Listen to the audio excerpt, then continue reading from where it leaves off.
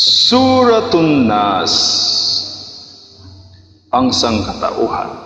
Assalamualaikum warahmatullahi ta'ala wabarakatuh.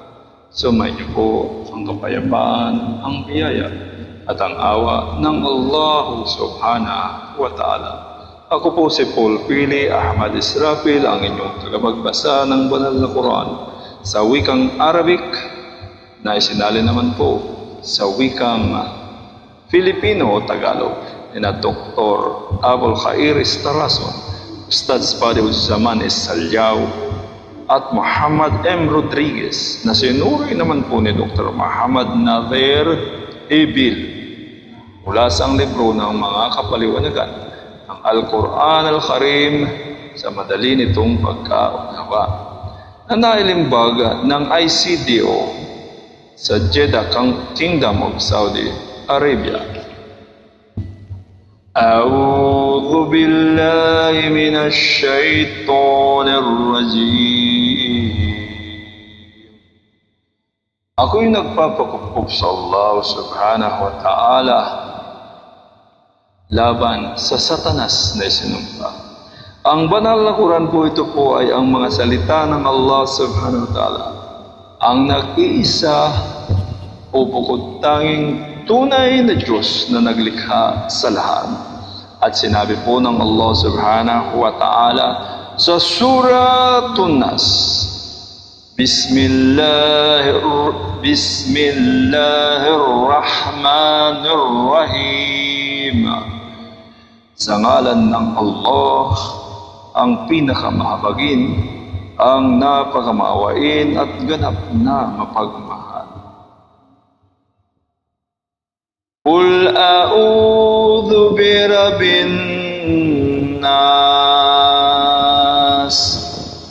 Sabihin mo, O Muhammad sallallahu alaihi wasallam, nagpapakup ako at hinihingi ko ang kalinga ng Allah subhanahu wa ta'ala na Rabb na tagapaglikha ng sangkatauhan, na bukod tanging makapangyarihan na pigilin ang kasamaan ng sinumang nanlilinlang.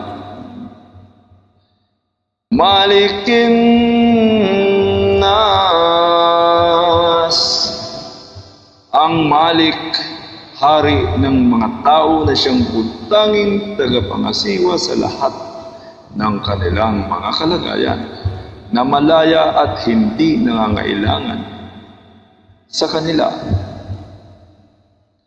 Ilahin Nas, ang ilah o Diyos na sinasamba ng sangkatauhan, na siya lamang ang bukod tangi na may karapatan at karapat-dapat lamang na sambahin. Min syarril waswasil khannas, mula sa kapinsalaan ni Shaitan na nambubuyo sa oras ng pagkalimot ng tao sa pagkakaalaala sa Allah subhanahu wa ta'ala at naglalaho kapag naalaala ang Allah subhanahu wa ta'ala.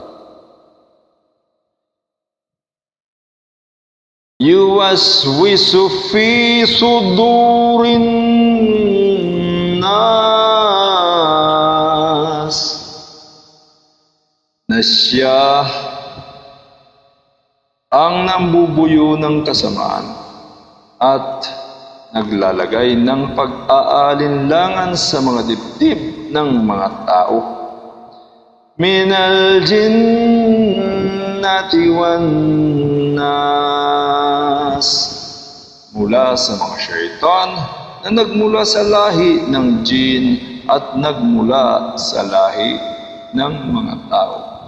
At dito po natatapos ang ating pagbabasa ng Suratun Nas, ang sangkatauhan. Muli po, ito si Paul Pili Ahmad Israfil nagsasabing Assalamualaikum warahmatullahi wabarakatuh.